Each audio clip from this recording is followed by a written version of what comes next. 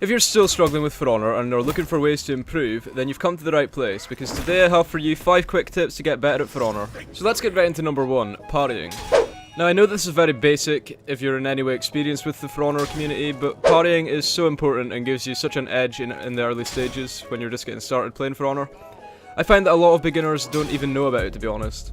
So parrying is not simply moving your guard to where your opponent is about to attack, you also have to tap the button for your heavy attack when the red arrow starts to flash.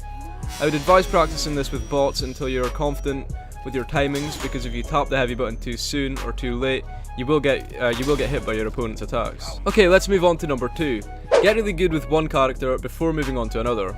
So you might decide to play a game, and if you do badly, you might blame that hero that you're using for playing badly. Well, I hate to burst your bubble, but it's more likely that you're playing badly with that hero than for the actual hero being bad. So what I recommend that you do is pick a hero that you think you'll enjoy playing as, take him or her into a game against the AI, and learn how to use them. You should also watch tutorials on YouTube that explain everything about your hero and how to use them.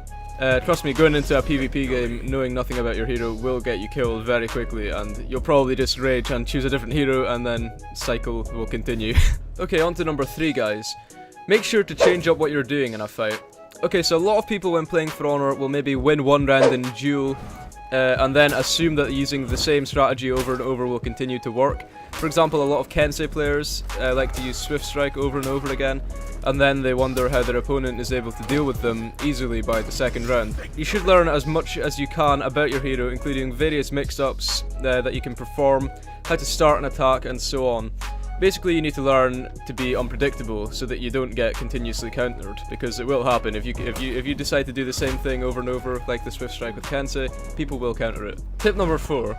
If you really want to get better and are serious about improving, then you need to play as often as possible. When someone goes to learn a new instrument, for example, they are told that they should try to play every day or at least a few times a week, if every day is not possible.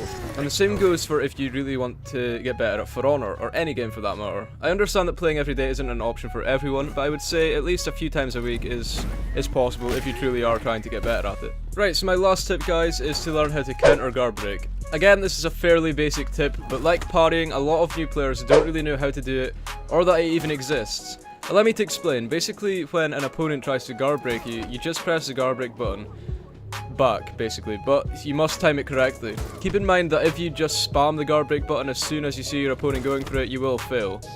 So guys, the best way to kind of get the timings right with the counter guard break is kind of just to go into a game with a friend, like a private match, and practice with them until you get really good at it, and then it'll just kind of come naturally to you over time. So that's all I have for you today, guys. If you learned something or enjoyed the video, please remember that you can leave a like on it. And if you want to see more videos from me, then you can subscribe to the channel. Thank you very much for watching, and I'll see you in the next one.